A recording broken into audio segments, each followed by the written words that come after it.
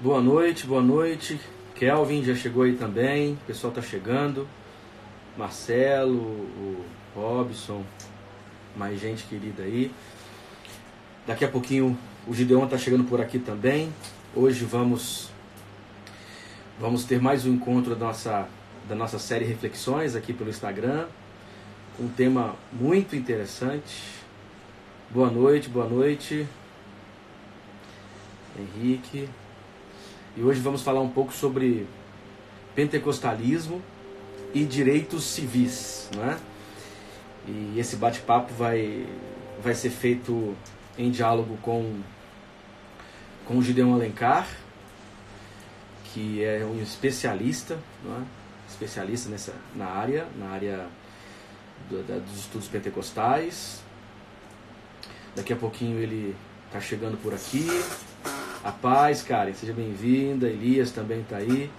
Nós estamos durante esses dias fazendo uma série de reflexões. Já tivemos aqui discussões sobre direitos humanos e religião. Já estivemos juntos aqui conversando. Boa noite, Rafael.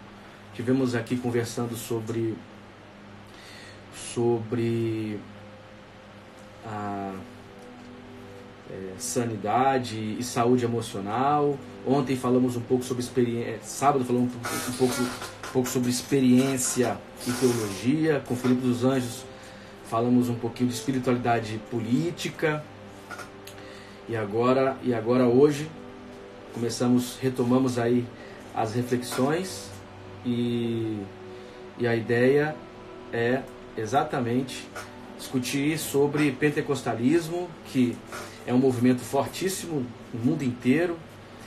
Hoje é a maior, em termos numéricos, a maior tradição, né, tradição evangélica no Brasil e no mundo. E nós vamos falar um pouquinho. O Gideon acabou de chegar aqui também. Deixa eu colocá-lo aqui, adicionar.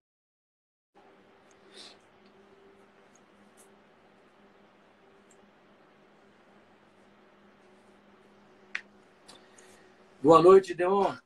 Boa noite, amigo. Como é que você tá? Deu certinho aí? Parece, né? Eu tô aqui falando com o pessoal que tá chegando um pouco a respeito tá boa? do que tá ótima. Okay. O som também tá perfeito. Eu tô aqui falando um pouquinho com o pessoal, enquanto o pessoal tá chegando, a respeito dessa semana de reflexões que nós estamos fazendo durante esses dias. Tivemos muita coisa boa aqui nesses encontros. Discutimos sobre religião e direitos humanos, falamos sobre experiência e teologia, discutimos a respeito de saúde mental nesse período de quarentena. O Filipe dos Anjos esteve aqui discutindo comigo, dialogando comigo um pouco sobre espiritualidade política. E hoje, com alegria, te recebemos aqui para que conversemos um pouco sobre... o pessoal está perguntando, cadê o chapéu? Pois é. É a mesma coisa. É uma questão... sem o chapéu, a sua identidade está um pouco descaracterizada aí, o pessoal tá falando. Que eu ponho meu chapéu sempre que eu saio, quando eu estou em casa, eu fico sem chapéu. Não, mas eu ponho meu chapéu, porque sem o chapéu eu não sou gente. É porque se você não colocar o chapéu, você não vai conseguir desenvolver direito aqui o diálogo. Pronto. Tem que entrar na rede dele. Eu tô aqui, no Instagram, é isso? Ou é no Face? E aí, Diana? A Diana tá por aí também? A Diana tá aqui, dizendo que não conseguiu acessar. Boa noite, Diana. Tudo bem contigo? Tô tentando e não tô conseguindo, queridão. Tudo jóia? Tudo bem. É só você entrar no Instagram lá, uai. Kenner.terra. Kenner.terra, tá aqui. Ou no Instagram do Gideon também. Os dois estão conectados. Tá, vou tentar no Gedeon. Beijão pra sua família linda, tá? Beijão pra ti também, Diana. Prazer. Tá. Então, nós estamos aí durante essa semana conversando um pouco, boa noite, Késia, sobre esses assuntos, aproveitando essa quarentena, esse tempo difícil pelo qual estamos passando, um período único na história do Brasil, na história da nossa nação e o impacto global, né? Não sei se podemos comparar com com a peste espanhola, com a peste negra, não sei. Sei que é um tempo dificílimo, então, e aproveitamos esse espaço, esse tempo, para a gente conversar um pouco, né, nessas lives, que são uma oportunidade de discutirmos temas que nos pareçam interessantes, que, né, dialoguem com religião, teologia, direitos, justiça, presença social, e etc. Ó, acompanhando aqui de Fortaleza, a pessoa está dizendo aí, ó, Fortaleza. Muito bem. Na verdade, diria. Muito bem. Um abraço aí para todos vocês que estão chegando. Vamos começar, Gideon? Vamos. Bom, gente, eu quero também aqui agradecer a Publicity Design, que é do nosso amigo Felipe, que tem feito essas artes, uma arte bacana. Não sei se você viu aquela arte que foi feita ali para a nossa live, e as demais lives aí foram produzidas por esse amigo, o Felipe. Se você quiser depois convidá-lo, contratá-lo para produção de artes, para os teus eventos, para os teus movimentos, muito bom, muito excelente no que faz, tá bom? Só você olhar, clicar ali, @publishdesign. Ficou bonito. Tá lá na timeline aí do meu Instagram. Bom, hoje nós vamos conversar um pouquinho. Olha aí, o Marcelo já entrou em contato com o Felipe. Que bom, Marcelo. Você vai gostar do trabalho dele. Hoje nós vamos conversar um pouquinho sobre pentecostalismo e direitos civis. Nós temos uma ideia, por vezes, muito superficial do impacto social e da teologia pentecostal, da história do pentecostalismo, porque costumamos sempre tratar o movimento pentecostal como um movimento de alienação, desconectado com a história. Aí, quando nós olhamos algumas coisas aqui que aparecem na TV, a gente já imagina que os pentecostais se resumem a um grupo mais conservador, despreocupado com a vida, etc. Hoje a ideia é, de alguma forma, acessarmos essa história do pentecostalismo, esse jeito de pensar a realidade. Alguns falam em epistemologia pentecostal, para pensarmos um pouquinho da relação entre esse fenômeno, esses movimentos, né, pentecostais, e esses direitos tão fundamentais que constituem, por exemplo, o Estado Democrático de Direito, a modernidade em geral. E eu quero apresentar a vocês, você que está chegando aí, que caminha comigo no meu Instagram, eu quero te apresentar o Gideon Alencar, que está comigo aqui com a gente hoje. O Gideon Alencar, ele é mestre em Ciências da Religião pela Universidade Metodista de São Paulo, MESP. Fez seu doutorado também em Ciências da Religião, mas na PUC, né, Gideon? O doutorado em Ciências da Religião na PUC São Paulo. Há pouco terminou o seu pós-doutorado também em Ciências da Religião na PUC. Há muitos anos. Eu posso dizer história, que Gideon... Hã? Foi uma pesquisa de história, mas foi na ciência da religião. Mas foi em ciências da religião. E foi um acidente. Eu entrei no programa de história e teve um problema no programa de história e tive que voltar para aí. O Gideon, ele representa um momento da história da pesquisa das Assembleias de Deus, do pentecostalismo no Brasil, em que pentecostais, de uma maneira muito mais equilibrada, muito mais justa, se preocuparam em estudar o movimento pentecostal. Numa perspectiva histórica, sociológica, o Gideon, desde a década de 80, né, Gideon, tem pesquisado, produzido tanto a dissertação, a tese, o pós-doutorado, todas essas pesquisas foram preocupadas com este movimento. Então, o Gideon é considerado um vanguardista em nossas terras nas pesquisas relacionadas ao pentecostalismo, especialmente à Assembleia de Deus. Para além disso, o Gideon também tem pesquisado sobre cultura brasileira, escreveu um livro há alguns anos que se tornou um livro muito recorrente nos seminários e em espaços também das ciências humanas, que é intitulado como Protestantismo Tupiniquim, que pensa um pouco da cultura brasileira, discute um pouco sobre os fundamentos da compreensão deste fenômeno protestante em terras brasílias, né? Pesquisou também e publicou um livro com um título muito sugestivo, né? Matriz Pentecostal, é isso mesmo? Matriz Pentecostal, que é sobre a Assembleia de Deus. E o seu pós-doc também virou livro, eu estou com ele aqui, que é sobre ecumenismos e pentecostalismos. Aí o subtítulo também é bem provocativo, a relação entre o pescoço e a guilhotina, né? Típico do Gideon, a produção desses títulos bem provocativos. E, além disso, o Gideon é membro, um dos fundadores, pelo menos no espaço aqui da nossa nação, do RELEP, que é a Rede Latino-Americana de Estudos Pentecostais, e um amigo querido, que eu tenho o prazer de conhecer já há algum tempo, ele, a sua esposa, e é um prazer gigantesco te receber aqui, Gideon. Obrigado, viu? Obrigado pelo convite, Kenner. Tá bom? Vamos lá.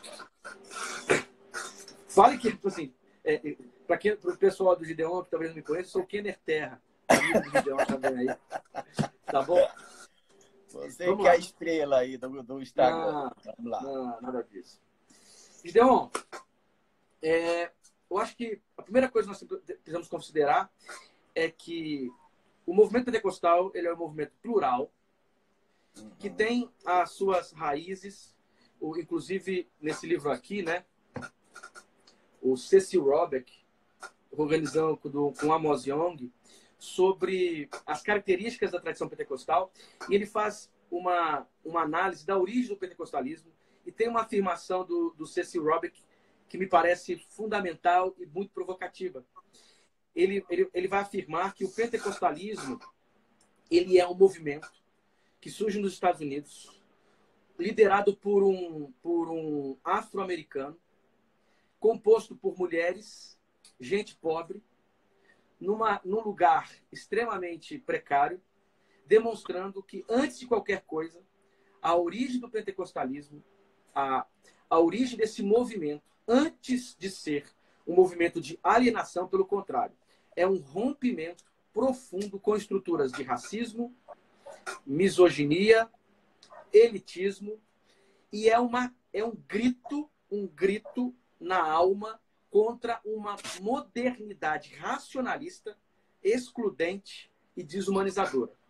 Ele está aqui, na verdade, ecoando uma frase muito conhecida de uma pesquisadora chamada Margaret Poloma, que pesquisou a Assembleia de Deus americana na década de 80 e 90, e ela diz assim: o movimento pentecostal é um grito da alma contra uma modernidade racionalista e fria.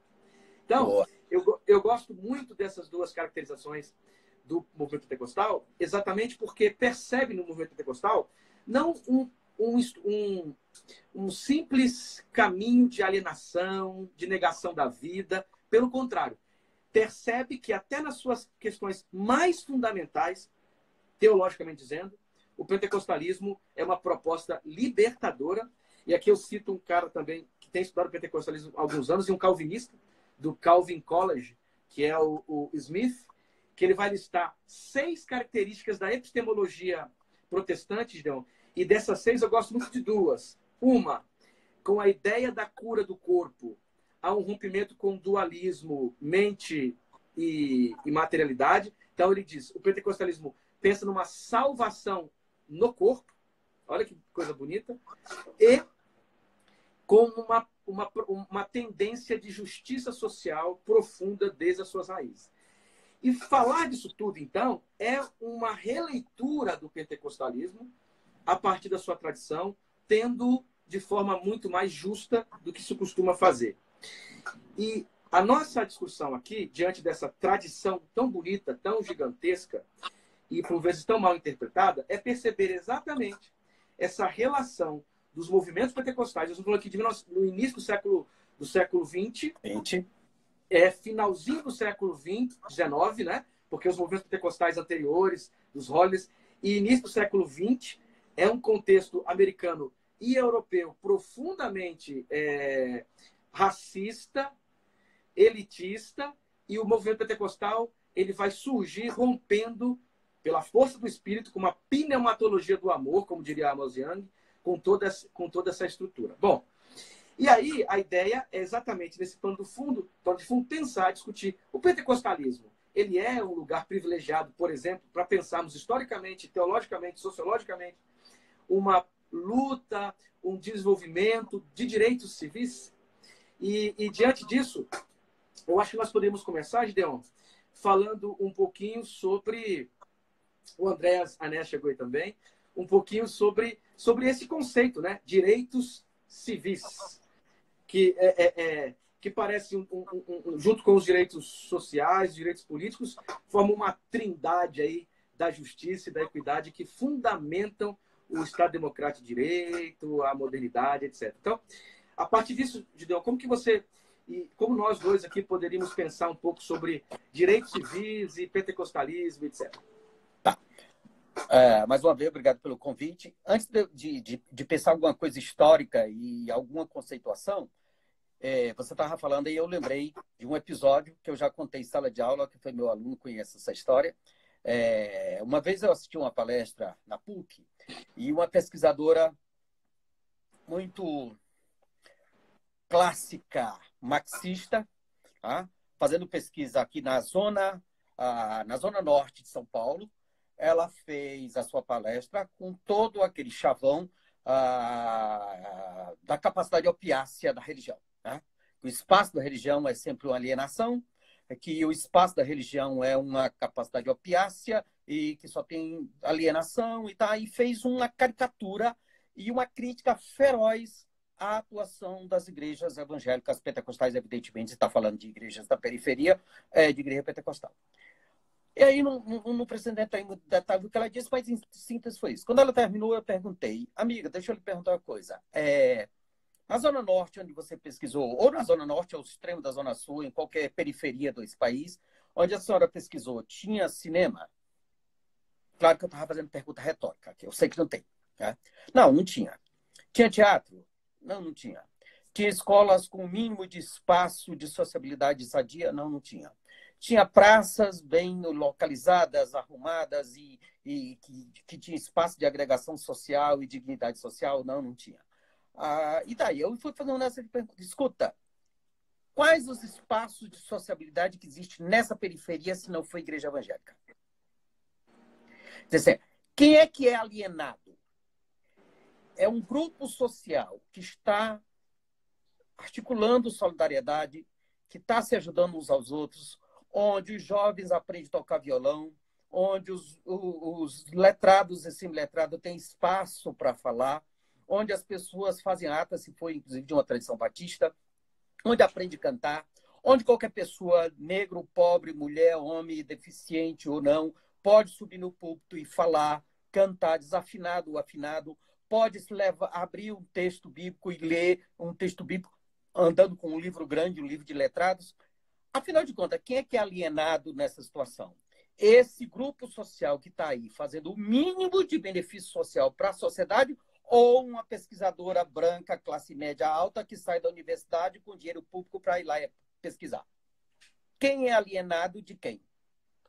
Ou seja, você tem esse chavão muito estereotipado no meio acadêmico e no meio protestante tradicional, com essa presunção de que nós, os intelectuais, nós, classe média, escolarizada, somos minimamente, temos noção da realidade e temos perspectivas teológicas, temos uma epistemologia estadunidense ou uma perspectiva europeia, uma leitura europeia.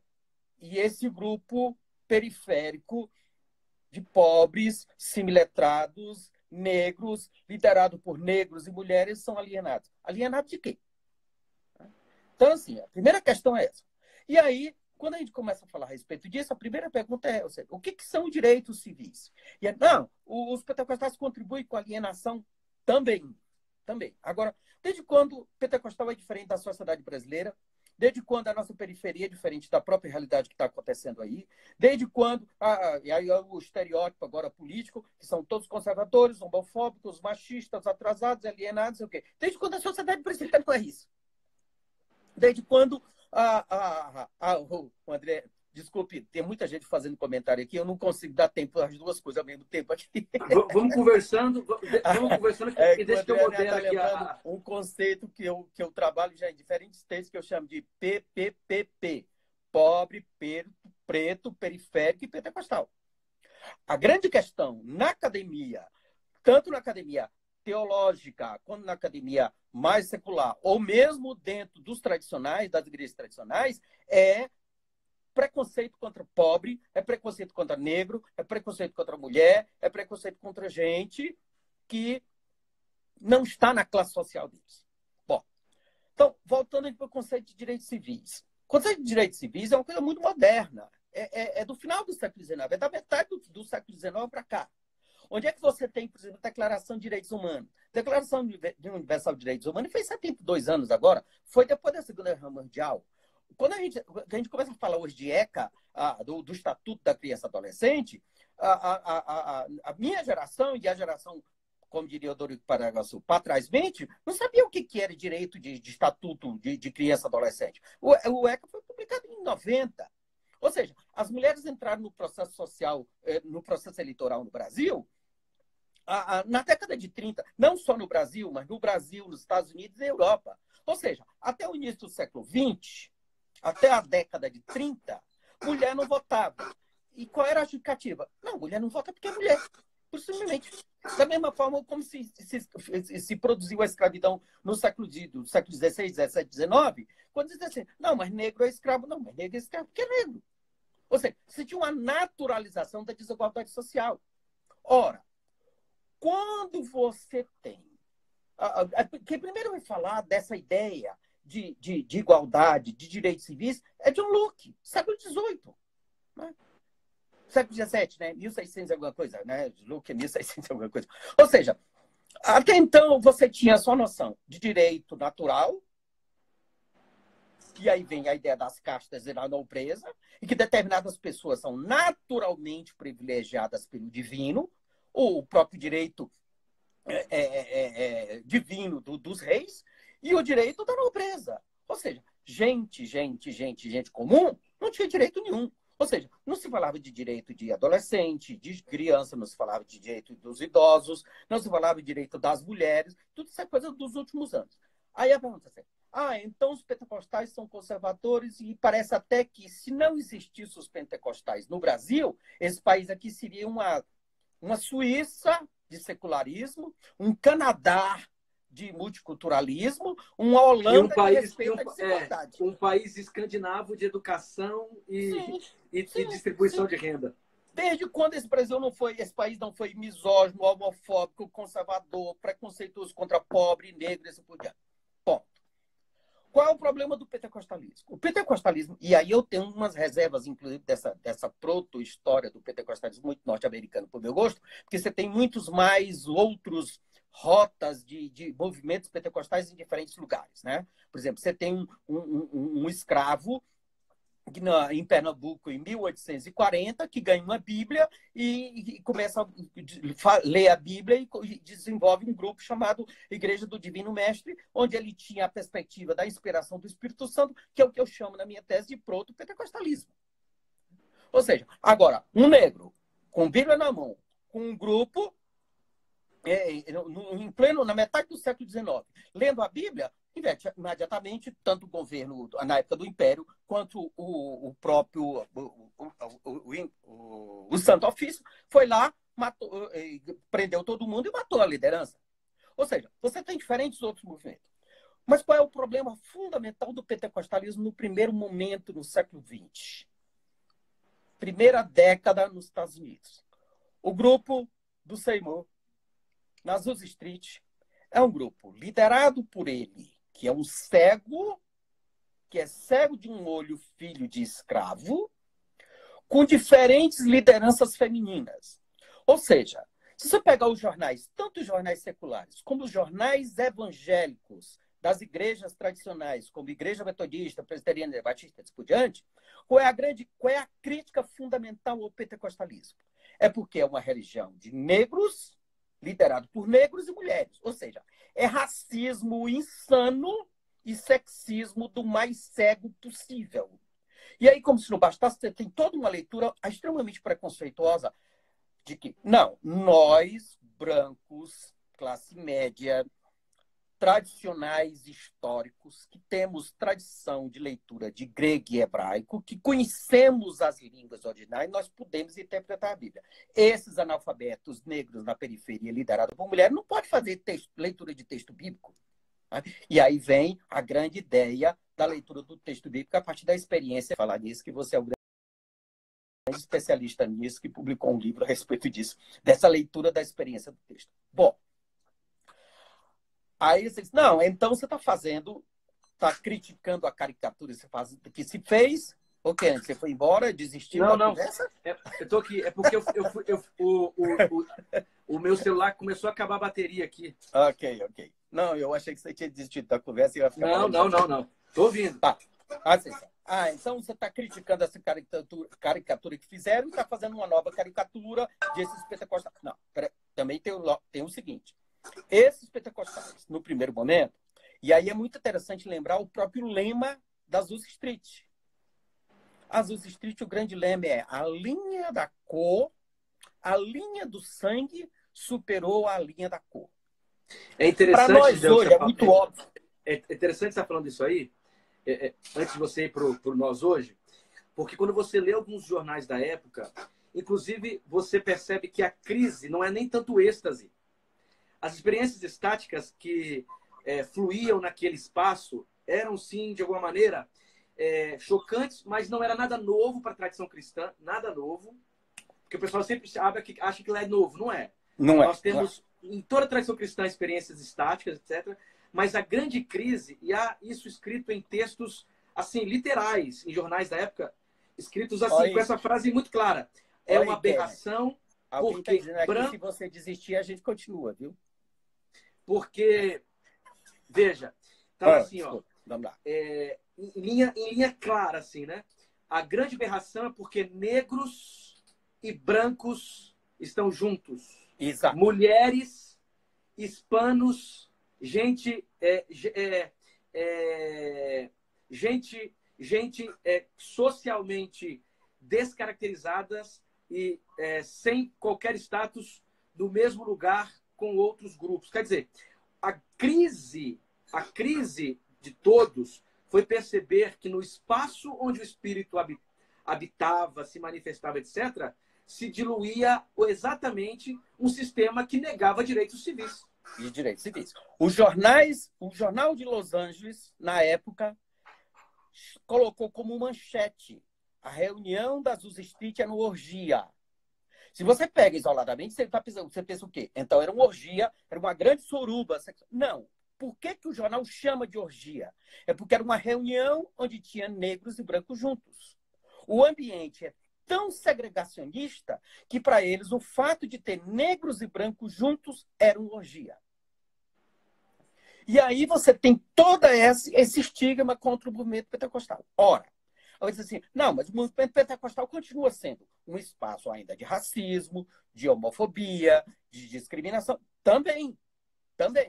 Agora, esse ambiente imenso que você tem, não só no Brasil, mas no mundo inteiro, tá? No mundo inteiro, os diferentes grupos, tem grupos de todos os aspectos. Tem grupos... O Wesley está dizendo, espero na minha banca.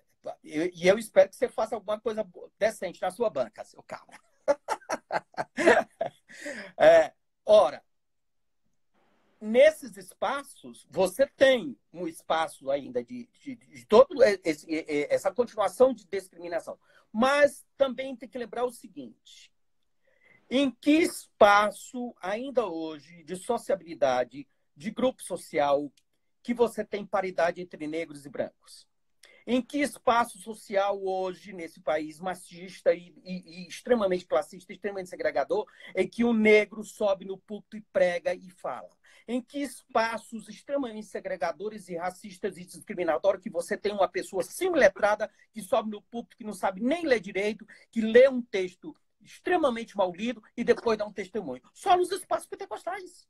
Então, é nesses espaços que você tem ainda um mínimo de sociabilidade e assim por diante. Agora. Aí, Gião, nós temos aqui, talvez, dois problemas na academia. E isso acaba influenciando as leituras fora dela. Primeiro, um positivismo contrário à religião, Exato. que trata a religião sempre como instrumento de alienação. Isso é, inclusive, academicamente, um equívoco profundo. Por outro lado, um marxismo que torna essa mesma religião um único caminho. Um caminho mesmo de uma supraestrutura que oculta as relações de poder e legitima religiosamente, consagrado a violência, etc. Quer dizer, o que é a religião nessa perspectiva acadêmica? É uma expressão de alienação, de desumanização e de sacralização do mal, fazendo com que o oprimido aceite passivamente a sua condição.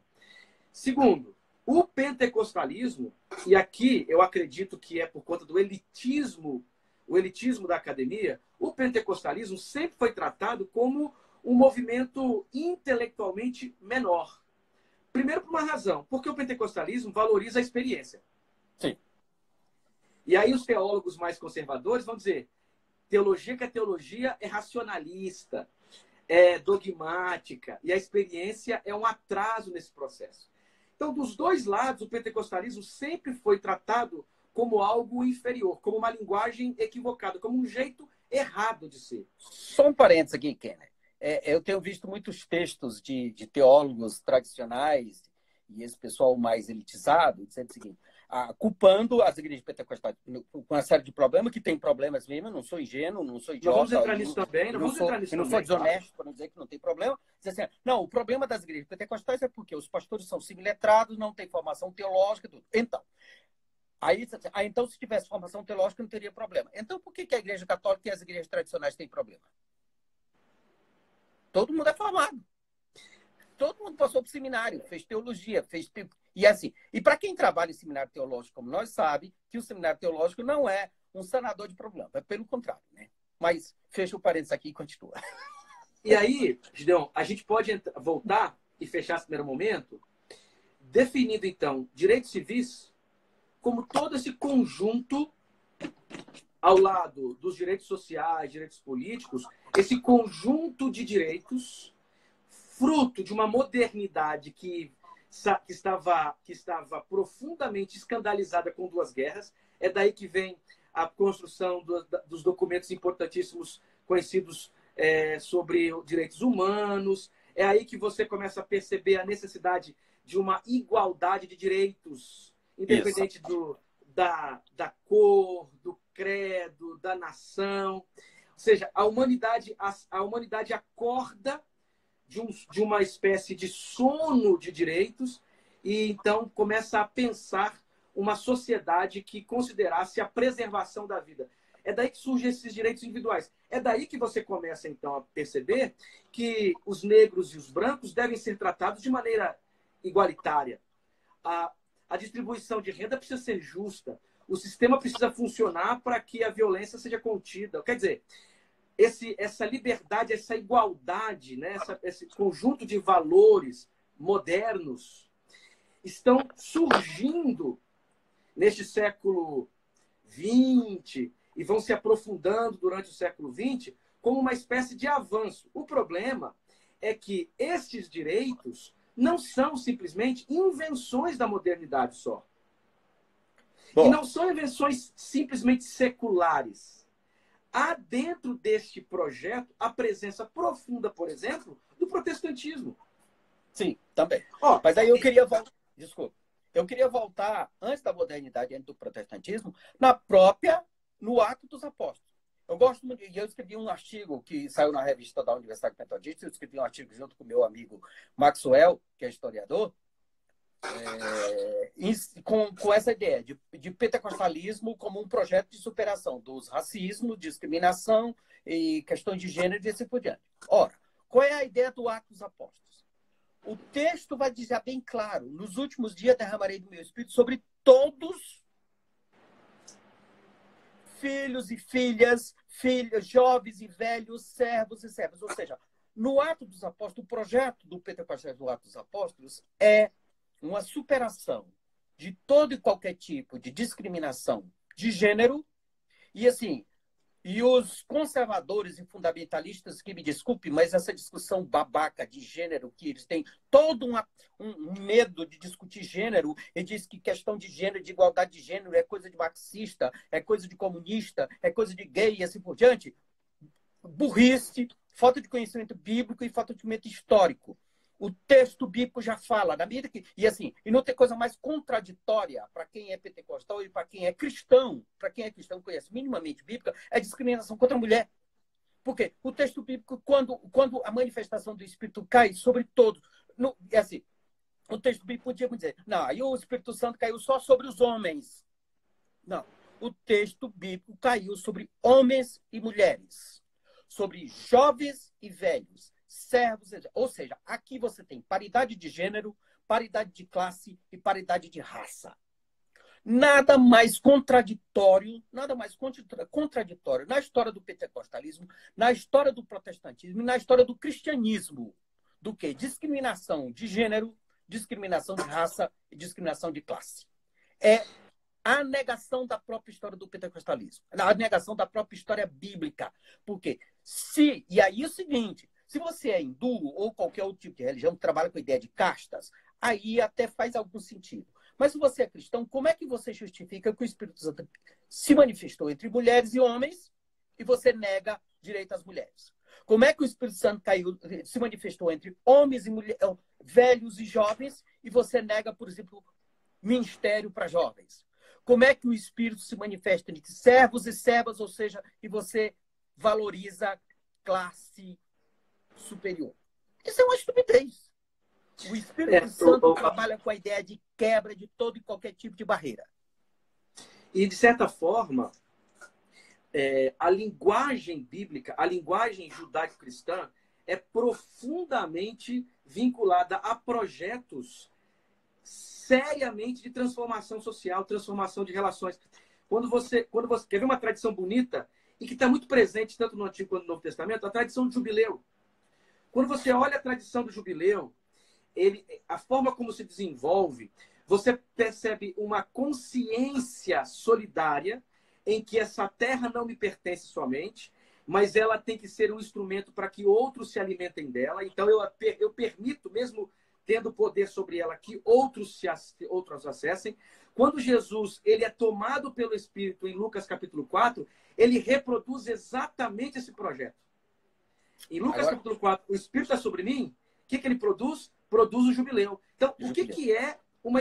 Quando você olha Atos dos Apóstolos e Lucas, né, Lucas Atos, que é um texto fundamental para a tradição pentecostal, ele na verdade, a gente fala muito sacerdócio universal de todo crente, não é?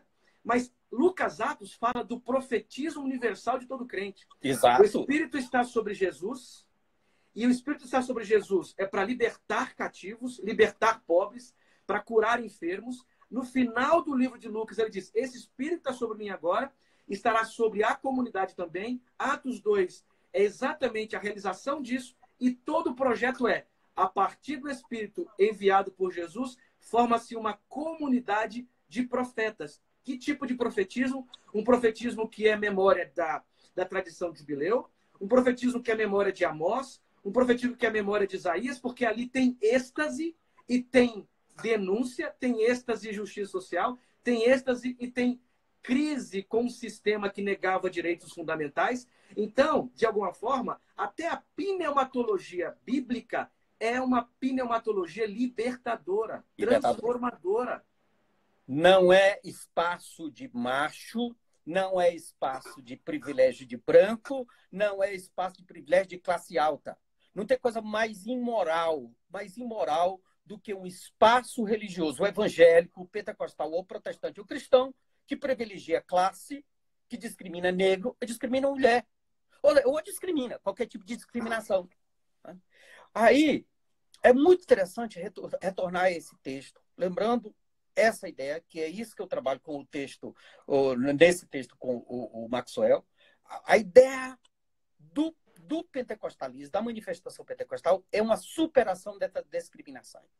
E aí você vai vendo ao longo da história, em diferentes momentos em que você tem algum tipo de manifestação mística. Essa manifestação mística rompe o tradicionalismo, rompe o sacerdotismo, rompe as elites, rompe as classes, rompe os gêneros e por diante. E aí eu faço a ponte voltando para Vinícius, não pede o que o Vinícius perguntou aqui, não. Eu vou voltar para isso, hein? Diante desse nosso discurso todo, qual a leitura que vocês fazem do pentecostalismo atual no Brasil? Nós vamos chegar lá, Vinícius. O Vini, para mim, é muito mais cômodo. É muito mais cômodo eu ficar falando dos apóstolos e do... Oi, Gideon. O Vini é um ex-ibadiano também, amigo. E lá de Manaus. Nós vamos voltar isso aí. Então, vamos logo, porque acho que já foi meia hora, daqui a pouco o nosso tempo esgota. É o seguinte, assim, mais uma vez, igreja pentecostal não é uma igreja de anjos morando na estratosfera do céu do 7º ou 14º espaço sideral. Igreja pentecostal é igreja, como qualquer outra, um espaço de sociabilidade normal, comum, vivenciando as mesmas contingências de qualquer lugar. Como foi igreja, como é a igreja batista, como é a igreja metodista, como é a igreja católica, e assim por diante. Ou seja, nesses espaços você tem as mesmas contingências sociais que você tem em qualquer outro lugar. Ou seja, você também tem, ao mesmo tempo, e aí, por exemplo, uma coisa que me chama muita atenção, que eu gosto muito de sempre frisar, a foto da Convenção das Assembleias de Deus aqui no Brasil, a primeira foto, 1930. Na porta da Assembleia de Deus em Natal, está lá. Homens, mulheres, negros e brancos. Tem os suecos, já tem um holandês, já tem um polonês, já tem um norueguês. Em 1930, um grupo de homens e mulheres na porta da igreja, de paletó e gravata, é muito significativo. Porque naquela foto tem negros. É progressista demais. É progressista demais. Aí, deixa, continua. Termina essa fala que eu quero depois. Pode falar. Você tem homens negros de paletó e gravata. Homens negros, em 1930, em pé de igualdade com suecos e europeus de paletó e gravata. Então, eles estão com roupa de doutor e estão exercendo o ministério igual àqueles europeus. E você tem mulheres, a Frida e a Baden, que normalmente só se fala da Frida, mas tem Beda Palma, que é uma missionária sueca também. Agora, qual é o problema? É que essa Assembleia de Deus, como todas as demais igrejas, ela incorpora os negros, mas não discute racismo. Incorpora as mulheres, mas não discute machismo. Exatamente. Incorpora os pobres, mas não discute as estruturas de poder. E aí, assim, então é o fim... É o pior dos espaços. Peraí. A música também faz isso. O esporte também fez isso. O futebol também fez isso. Incorporou os negros, mas não discute racismo. O teatro faz a mesma coisa. O cinema faz a mesma coisa. A televisão faz a mesma coisa. O exército faz a mesma coisa. O supermercado faz a mesma coisa. Todos os outros espaços sociais fazem a mesma coisa. Peraí, o pentecostalismo é o único culpado desse troço? O pentecostalismo é apenas uma expressão social. É claro que eu estou falando aqui meramente como sociólogo e historiador. Os crentes vão dizer outra coisa, né? Mas outra coisa. Nesse caso aqui, eu estou falando meramente como fenômeno social. Ou seja, nós não discutimos, nem discutimos na época e nem discutimos até hoje. E aí as igrejas terminam sendo o espaço de legitimação desse machismo, legitimação do racismo e legitimação das estruturas de poder que oprimem os pobres. Agora, ao mesmo tempo que essa igreja legitima e incorpora, não faz isso, ela também dá espaço a esses negros, a esses pobres e essas mulheres. E os espaços e os outros grupos sociais que nem isso dão. Nesse sentido, as igrejas pentecostais, por mais problema que elas tenham, elas têm esse avanço social que outro espaço não tem. E eu acho que aqui está um ponto fundamental que você tocou, Gideon. Porque quando você... Qual que é o desafio atual? Agora já não é mais um desafio de sociólogos e historiadores. É um desafio dos teólogos pentecostais. Eu vou te falar por quê. Porque o pentecostalismo... Não é problema meu. Por que agora é um problema da teologia pentecostal?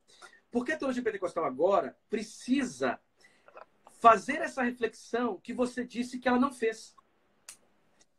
Olha, é isso exatamente que os teólogos agora brasileiros começaram a fazer, especialmente no espaço do Relep. Nos Estados Unidos já fazem há muito tempo. Há muitos anos. Compreender a sua tradição para que possa formar um discurso teológico que seja capaz de teorizar e analisar as estruturas que essa prática condena. Veja, você disse, basta olhar com mais calma a história do pentecostalismo e você vai ver a incorporação dos negros, das mulheres, dos pobres. Então, como que poderia agora se formar ao mesmo tempo uma teologia em espaços pentecostais que seja racionalista, que nega o corpo, que nega o racismo, desconsidera as discussões sobre justiça social, porque é uma teologia que não fez uma reflexão da sua prática. É só uma prática vivenciada sem uma reflexão teológica. Nesse sentido, a ortopraxia seria a grande potência do pentecostalismo, por exemplo, no Brasil. Porque uma reflexão teórica da prática pentecostal vai mostrar o pentecostalismo, não só na prática, mas na reflexão também, profundamente progressista. O pentecostalismo na prática não é conservador, é progressista. Exato. Eu vou falar pelo menos 3 progressismos mínimos do pentecostalismo. Primeiro, um progressismo epistemológico. Você tinha uma modernidade racionalista, fundamentalista. O pentecostalismo surge rompendo com essa epistemologia racionalista. Valorizando a experiência. Segundo, o pentecostalismo ele tem um progressismo racial. Essa mesma modernidade racionalista categoriza pessoas, negros, brancos, estrangeiros, etc. O pentecostalismo surge rompendo com questões raciais. O pentecostalismo... Só uma coisa, Kenny, que eu estava falando da foto lá, e que assim, para nós é muito óbvio hoje que homens e mulheres estejam no mesmo espaço, que negros e brancos estejam no mesmo espaço. Mas tem que lembrar uma coisa, em 1930 as mulheres não votavam. Aqueles negros que estão naquelas fotos são filhos de escravos ou ex-escravos. Sabe o que é? Um ex-escravo tá de paletó e gravata na porta da igreja junto com um europeu branco em pé de igualdade na liderança? É um ganho muito grande. É um ganho que passa desapercebido. Por exemplo, minha paixão, e quando eu descobri a Frida Wingre, quase 20 anos atrás, no mestrado, quando eu começo a ler o jornal Boa Semente, que é um jornal feito na década de 20, um jornal escrito por uma mulher e dirigido por mulher, e tem diversas mulheres escrevendo nesse jornal, e eu falei, opa, que história é essa? Em que lugar do mundo você tem mulher escrevendo em jornal e dirigindo jornal? Em lugar nenhum. Quer dizer, quem é que propicia esse espaço? Uma igreja pentecostal. Perfeito. Somente uma igreja pentecostal. Perfeito. E aí eu tive no local uma pessoa que disse assim, mas só tinha 2 mulheres. Eu falei, escuta, em qual outra igreja tinha pelo menos 2 mulheres? Na igreja católica? Na luterana? Na batista? Na metodista? Ah, cara, você quer jogar... Os caras querem jogar pedra, você quer jogar pedra, mas não se tocam que é um avanço extraordinário. E mesmo hoje, com todos os espaços de discriminação, com todos os problemas que tem igreja pentecostal, onde é que pobre, negro, analfabeto, civiletrado, deficiente tem espaço para pregar, cantar, mesmo com todos os erros de português, com todos os erros desse oponente, onde é que esse pessoal tem esse espaço? Se não for igreja periférica pentecostal. Perfeito. Perfeito. Claro. Perfeito. Agora, você percebeu, Gideão? E também o que faltava, um progressismo nas relações de gênero. Isso. O pentecostalismo... Só que isso tudo é na prática. Na prática. Ninguém foi teorizar. Isso. Aí, qual que é o desafio agora? Vocês pentecostais estão nos ouvindo, a gente fala isso o tempo todo.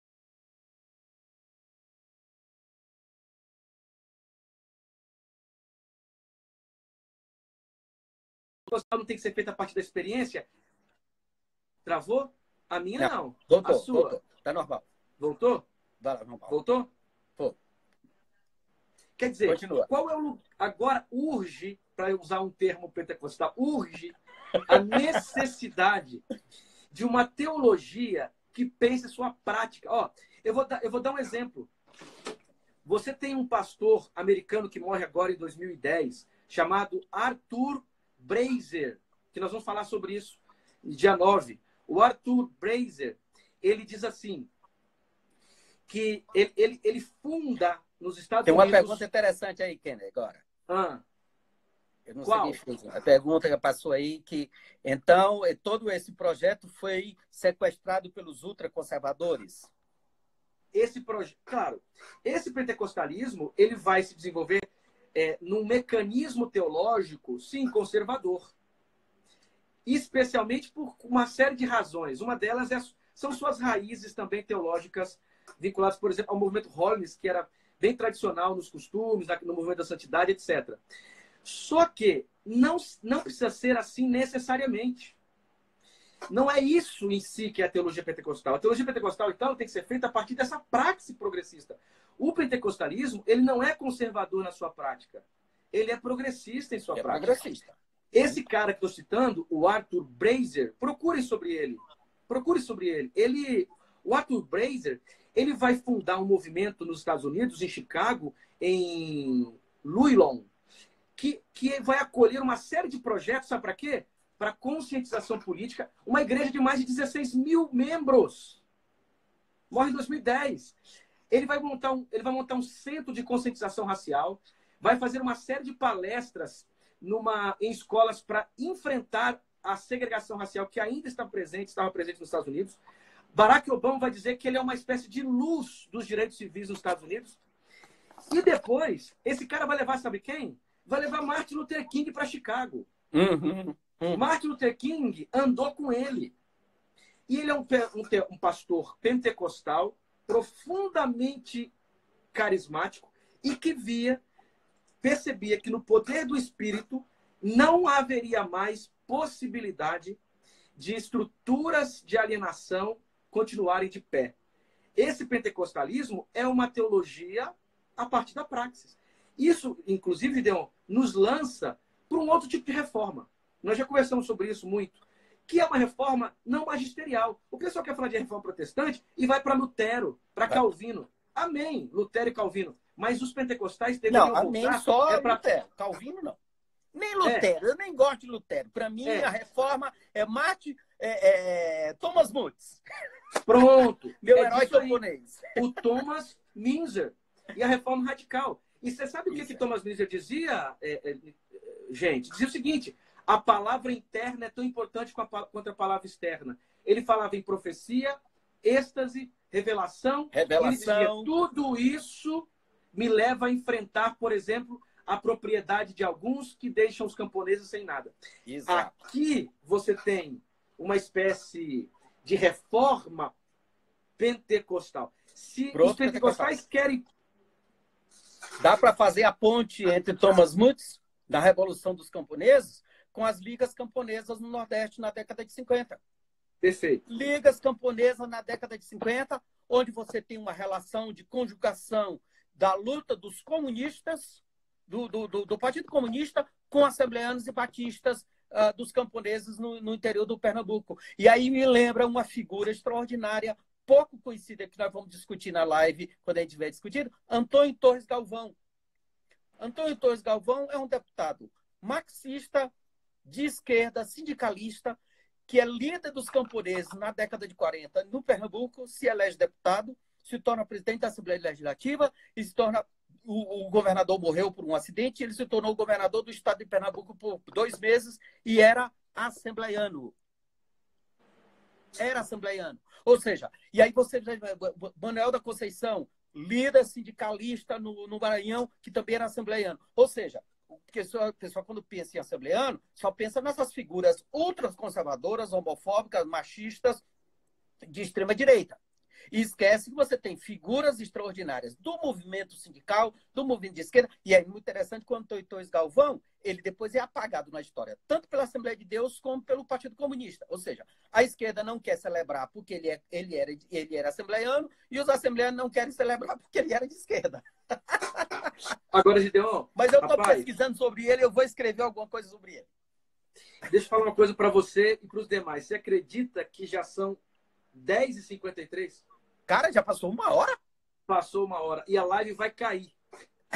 Então, infelizmente, a gente tem que parar.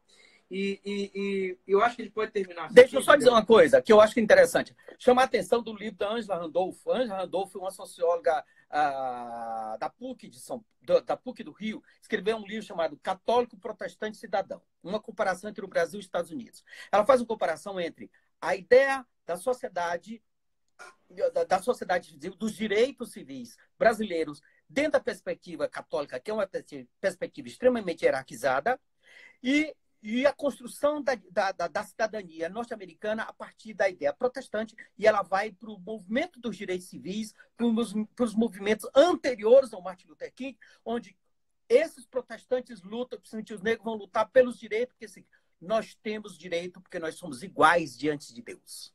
É uma ideia de igualitarismo. Tá? Profundo. Homens e mulheres, negros e brancos, temos os mesmos direitos diante, porque Deus nos deu esse direito. Ela vai dizer, enquanto a sociedade brasileira é extremamente hierarquizada por causa da tradição católica, a sociedade americana é extremamente verticalizada, horizontalizada, e luta pelos direitos exatamente por essa tradição protestante de defesa dos direitos. Ok.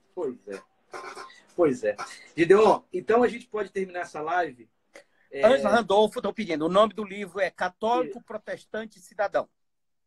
Show. Eu acho que a gente pode terminar esse nosso bate-papo, passou tão rápido, dizendo o seguinte: qual a relação dos direitos civis e do pentecostalismo? Os movimentos pentecostais, em sua tradição, em sua prática, são promoções históricas dos direitos civis. Mas e na prática?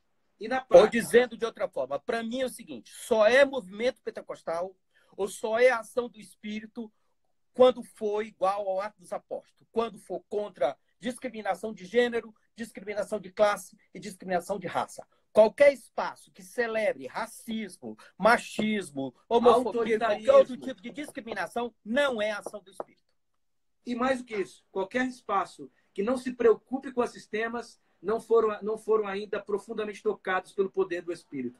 Porque Exato. Onde há o poder do Espírito, há uma consciência crítica diante das desigualdades e contradições da vida. Foi assim na Azusa, foi assim com os profetas, foi assim com Jesus, foi assim com Gideon Alencar. Gideon, obrigado. Obrigado demais. Obrigado beijo, demais. Obrigado cara. a você que está nos acompanhando aí.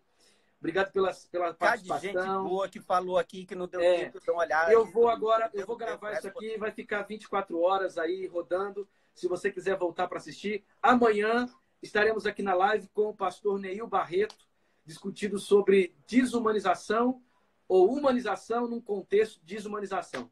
João, obrigado, cara. Um abraço. Beijão para ti, beijão para todos aqui que estão nos acompanhando. Até amanhã. Valeu. Tchau.